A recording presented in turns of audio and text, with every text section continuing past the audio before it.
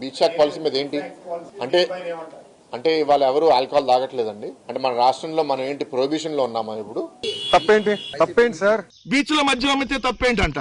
తప్ప తాగి మీ ఎమ్మెల్యే ఏదైతే చింతమనేని ప్రభాకర్ మీ తెలుగుదేశం పార్టీ రాష్ట్ర లీగల్ సెల్ ఉపాధ్యక్షుడి ఇంటికి వెళ్లి బుల్డోజర్ తీసుకొని కూల్చేస్తానంటే తప్పేంటి అంటున్నారు మీరు?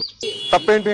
అంతేలే, గుడి వైన్స్ బడి వైన్స్ పేర్లతోనే వైన్ షాపులు నడుపుతున్నటువంటి మీకు తప్పేంటనే అంటారు. మనకి ఆల్కహాల్ రెవెన్యూ ఎంత ఉందో తెలుసా అండి? ఇంచుమించు 25-30 వేల కోట్లు సంవత్సరానికి. అంటే ఎంతమంది తాగితే అంత రెవెన్యూ వస్తుంది? ఆదాయం వస్తుందని ఏ లత్కూరు పైన చేసిద్దా ప్రభుత్వం? ఇక డైరెక్ట్ గా గంజాయి కూడా అమ్మేసేయండి మీరు ప్రభుత్వమే.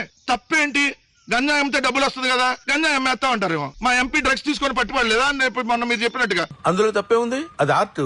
ముంబైలో ఒక వ్యాపారం ఉంటది, దాన్ని ఒక ఏరియా అంటారు, రెడ్ లైట్ ఏరియా. అట్లాంటివి కూడా ప్రభుత్వం పెడితే తప్పేంటి అంటారేమో. ఎందుకు ఆదాయం వచ్చింది కదా. దీన్ని సక్సెస్ ఎట్లా చేయాలి, పైలట్ చేయాలని 2 బీచ్ షాక్స్ మన దగ్గర అప్రూవ్ చేశారు. బాపట్ల, సూర్యలంకలో ఒకటి చేసినట్టున్నారు. అంటే మన నగరం ముందుకెళ్లాలా వెనకాలకి వెళ్ళాలా? పెట్టు, రేపొద్దున గీతం విద్యా సంస్థలు ఎదురుగోడ బార్లు పెట్టు, గీతం బార్, గీతం వైన్స్, లేదంటే డిస్కౌంట్ ఇవ్వు. మీరు ఇక్కడ భద్రత లేదంటే ఇక భారతదేశంలో ఎక్కడుంది భద్రత మహిళలకి? ప్రభుత్వానికి పోయే కాలం దగ్గర పడింది కాబట్టి ఇలా బరి తెగించి మాట్లాడుతున్నారు.